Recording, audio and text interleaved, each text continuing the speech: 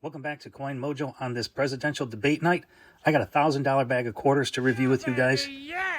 Let's go.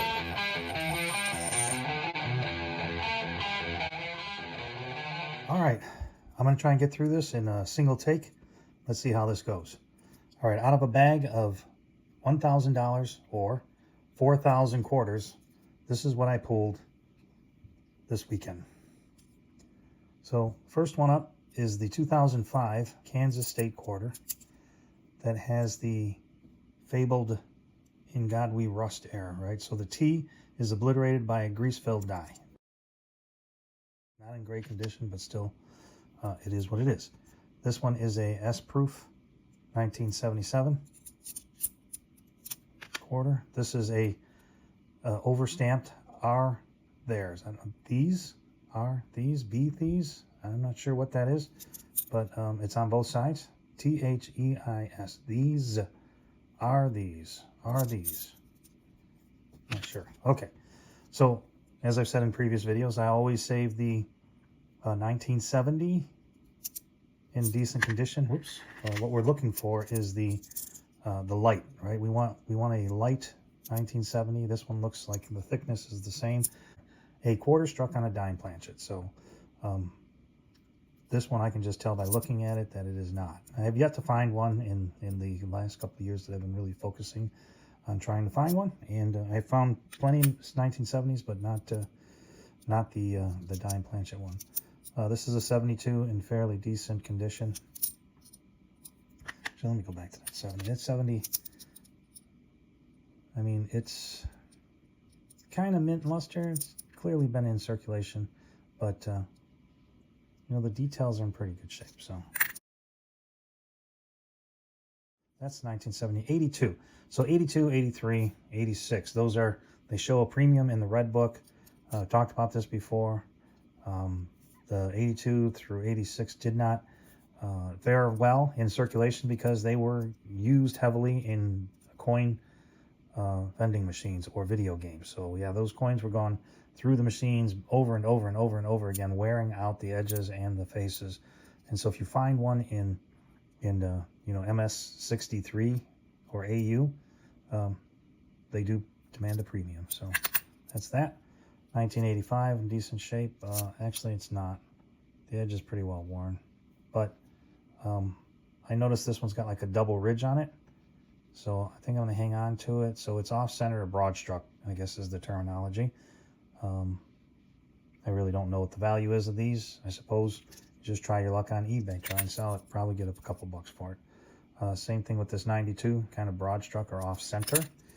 All right, finally, and by the way, I stacked them up in oldest to the newest, okay? So we're now up to 2020, and guess what happened in 2020, 2019, and 2020? We had West Points. So voila, I caught 2 West Points in this bag of quarters, so that's 2 out of 4,000. These are the first West Points I found pretty much in over a month or two. But to be fair, I haven't searched quarters that much in the last 2 months. So 2020, this is the Marsh Billings Rockefeller, and it's in pretty decent shape. Got lots of mint luster, but it's, you know, it's been in circulation for going on 4 years now. So not surprised that it looks as it does, but it's still, even this one, another, and also the privy mark. I personally feel that the 2020s should carry a higher premium because of the privy. That is the first time for U.S. circulated coins to carry a privy, and therefore, in my opinion, the 2020 with a privy should command a premium or more than the 2019s. And we know that the American Memorial is the one that has been the hot seller the last couple of years, and the Salt River Bay doesn't fare as well as that one, but it does bear the privy mark. So in my opinion, again, the privy mark makes these, not only that, it's like it's a double, right? You got the W and the privy mark, makes for an extremely rare coin in U.S. circulated coin history. Now, that brings us to 2021, Philadelphia Mint. This is the Washington crossing the Delaware.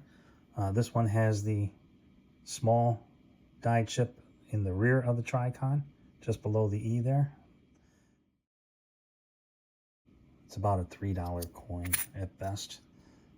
This one has, I believe, yep, there it is. That is the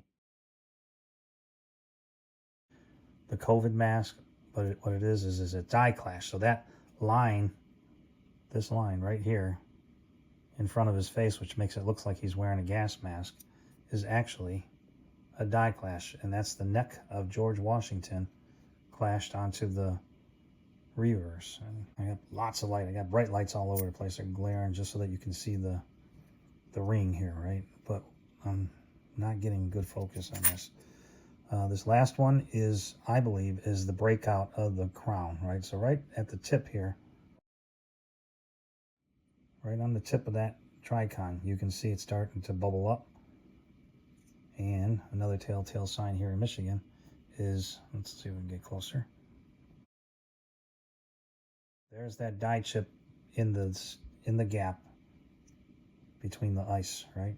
So right above the T in quarter, there is a die chip, and I will get you some stills to kind of to hone in on that, because these zooming in on this in the video just doesn't seem to be cutting it right here. But you can see that, you know, like I said, it's starting to break out on the tricon, and so I believe this is first stage of the large crown die chip found here in Michigan. This one is a die chip up in the wing of the Bessie Coleman 2023. I believe Bessie Coleman was the first quarter stamped, and then the second quarter to come out was the Edith Kanaka Ole. I'm assuming, yes, I have some die chipping in the K in Kanaka, and I'll take a still of that. Not happening. Now, this is something that I've been really struggling to find here in Michigan. And again, I have not searched a lot of quarters this year due to the weight of a bag, and just, you know, I've been busy. It's plain and simple. And I've been doing currency searches, looking for stars and fancy serial numbers.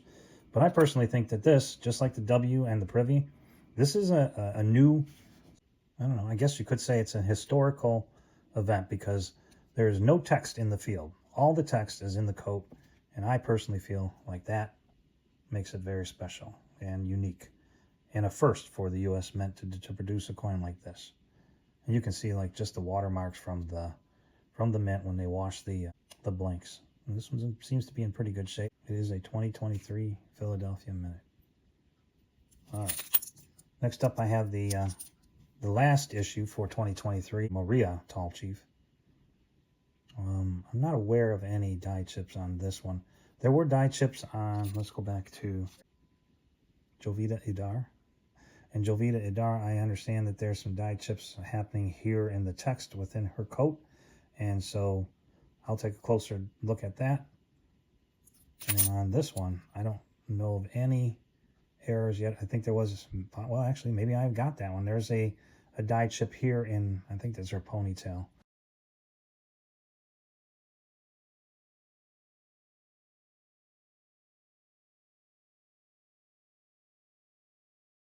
And I think there's some thickness in there or some die chipping in that one.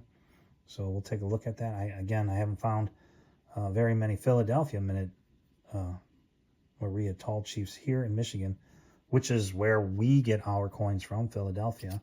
But ironically, I've gotten rolls of these from the Denver Mint, and it seems odd that we do get a lot of Denver minted brand new coins, you know, including pennies and nickels and dimes.